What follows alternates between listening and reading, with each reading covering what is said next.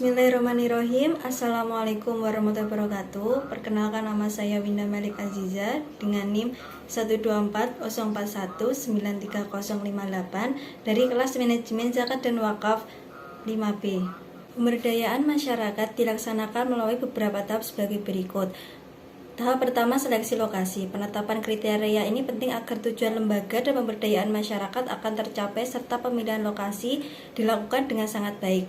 Tahap kedua, sosialisasi pemberdayaan masyarakat. Sosialisasi pemberdayaan masyarakat pada masyarakat membantu untuk meningkatkan pengertian pada masyarakat dan pihak terkait tentang program.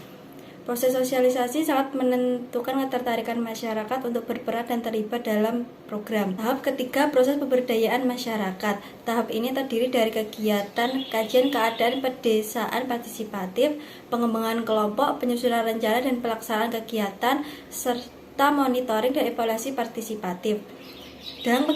Dalam semua kegiatan sering dimanfaatkan teknik dan alat visualisasi yang mendukung proses pemberdayaan. Pada tahap ketiga ini bisa diisi dengan kegiatan edukasi dan pelatihan mengenai bisnis, penjualan produk menggunakan teknologi marketplace atau penjualan produk secara online, serta mengenai pembukaan usaha.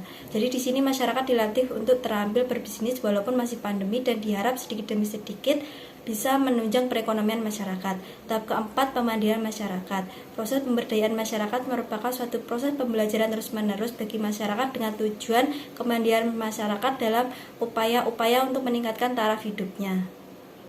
Lalu, cara saya mengatasi persoalan yang memungkinkan terjadi atau respon negatif dari masyarakat adalah dengan mementingkan warga belajar. Di sini ada beberapa penekanan seperti pentingnya mendengar suara warga belajar, menggunakan apa yang dikatakan warga belajar sebagai dasar untuk mengembangkan program belajar, dan mempercayai bahwa setiap orang punya kemampuan belajar karena setiap warga belajar memiliki kekuatan, keterampilan, pengetahuan, serta pengalaman. Yang kedua, kesetaraan di antara warga belajar dan pembinaan program. Unsur ini mendorong warga belajar agar ikut aktif terlibat dalam kegiatan belajar dan kegiatan kemasyarakatan. Perhatikan kebutuhan belajar masyarakat karena mereka sebenarnya tahu apa yang mereka butuhkan.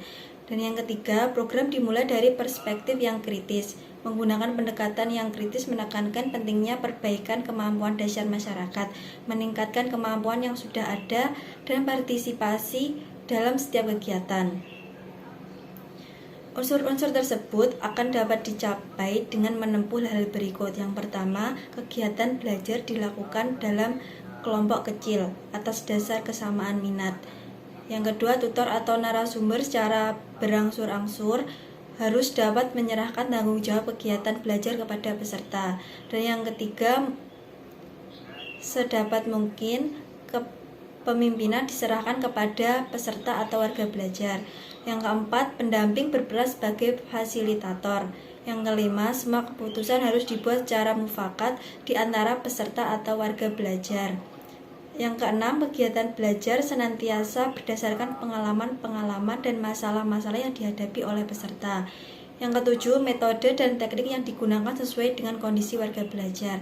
Yang kedelapan, bahan belajar diarahkan pada kebutuhan atau kenyataan hidup sehari-hari peserta.